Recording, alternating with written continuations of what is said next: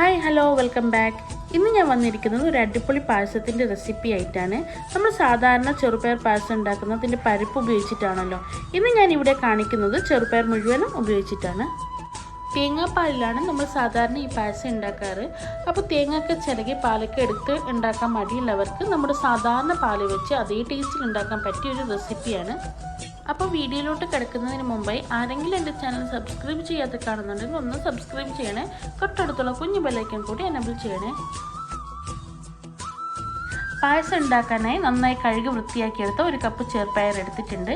ഇത് കുതിർത്തേണ്ടെന്ന് ആവശ്യമില്ല. ഇതിലേക്ക് ഒരു 3 കപ്പ് വെള്ളം ചേർത്ത് വേവിക്കാൻ വെക്കാം.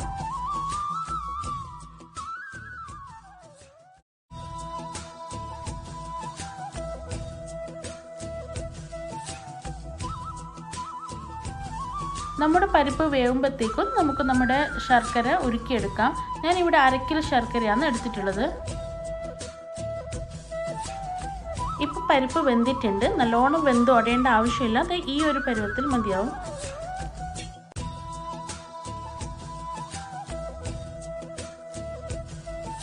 ഇനി ഞാനൊരു പാത്രത്തിലോട്ട് മാറ്റുന്നുണ്ട്. എന്നിട്ട് നമ്മൾ ഉരുക്കി വെച്ച ശർക്കരയും കൂടി ചേർത്ത് നന്നായി ഇളക്കി കൊടുക്കാം.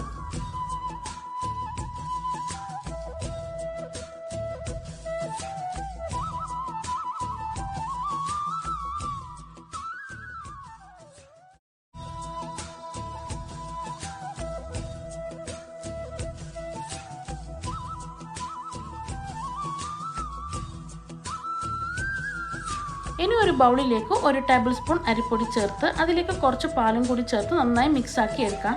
1 കപ്പ് ചെറുപയറിന് 2.5 കപ്പ് പാലാണ് വേണ്ടത്. അതിൽ നിന്ന് കുറച്ച് പാലെടുത്തിട്ടാണ് ഞാനിവിടെ അരിപ്പൊടി മിക്സാക്കി എടുത്തിട്ടുള്ളത്.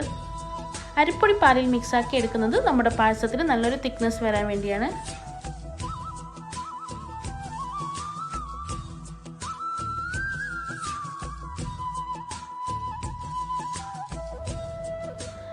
ചെറുപയറും ശർക്കരയും നന്നായി മിക്സായി വന്നിട്ടുണ്ട്. ഇപ്പോൾ നല്ല ശർക്കരയുടെ കളറൊക്കെ ആയിട്ടുണ്ട്. ഇനി ഇതിലേക്ക് നമ്മൾ നേരത്തെ മിക്സാക്കി വെച്ച അരിപ്പൊടി പാൽക്കൂട്ട് ചേർക്കാം. അപ്പോൾ ഇത് ഒന്നും കൂടി നന്നായി തിക്കായി വരും.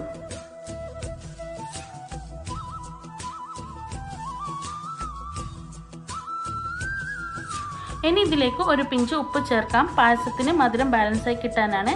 പിന്നെ ഇതിലേക്ക് ഒരു ഫ്ലേവറിന് വേണ്ടി 1/2 ടീസ്പൂൺ ഏലക്കപ്പൊടിയും കൂടി ചേർത്ത് നന്നായി മിക്സാക്കി എടുക്കാം.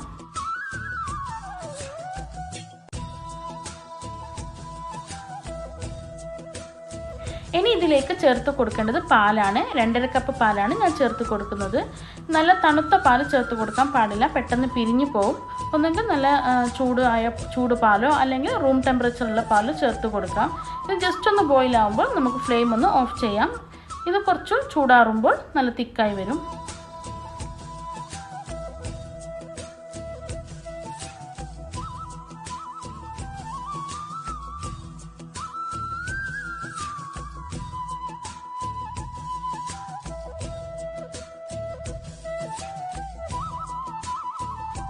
ഇനി ഇതിലേക്ക് വേണ്ടത് കുറച്ച് തേങ്ങാക്കൊത്ത്, അണ്ടിപ്പരിപ്പ്, പിന്നെ ഉണക്കമുന്തിരിയാണ്. ഇനി ഒരു പാൻ എടുത്ത് അതിലേക്ക് 2 ടേബിൾ സ്പൂൺ നെയ്യ് ചേർത്ത് കൊടുക്കാം. നെയ്യ് ഒന്ന് ചൂടാവുമ്പോൾ അതിലേക്ക് തേങ്ങാക്കൊത്ത് ഇട്ട് കൊടുക്കാം.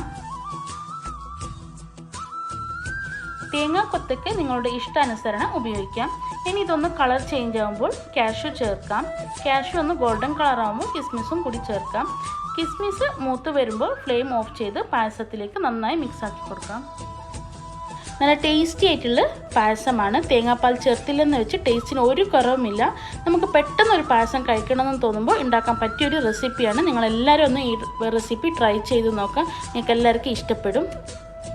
നിങ്ങൾ ട്രൈ ചെയ്ത് ഫീഡ്ബാക്ക് കമൻറ്റിലൂടെ അറിയിക്കാം. നിങ്ങൾക്ക് ഈ റെസിപ്പി ഇഷ്ടപ്പെട്ടിട്ടുണ്ടെങ്കിൽ ലൈക്കും കമൻറ്റും ഷെയർ ചെയ്യാം. നിങ്ങളുടെ ഫ്രണ്ട്സിനും ഫാമിലിക്കൊക്കെ ഷെയർ ചെയ്യാം. എപ്പം പറയും പോലെ സബ്സ്ക്രൈബ് ചെയ്യാത്ത ആരെങ്കിലും വീഡിയോ കാണുന്നുണ്ടെങ്കിൽ ഒന്ന് സബ്സ്ക്രൈബ് ചെയ്യാം. തൊട്ടടുത്തുള്ള കുഞ്ഞു ബെല്ലൈക്കണിൽ ഓൾ എന്ന ഓപ്ഷനിൽ ക്ലിക്ക് ചെയ്യാം. അപ്പോൾ ഇൻഷാ അല്ലാഹ് ഇതുപോലത്തെ നല്ലൊരു വീഡിയോയുമായി വരുന്നത് വരേക്കും bye bye, take care, thank you for watching.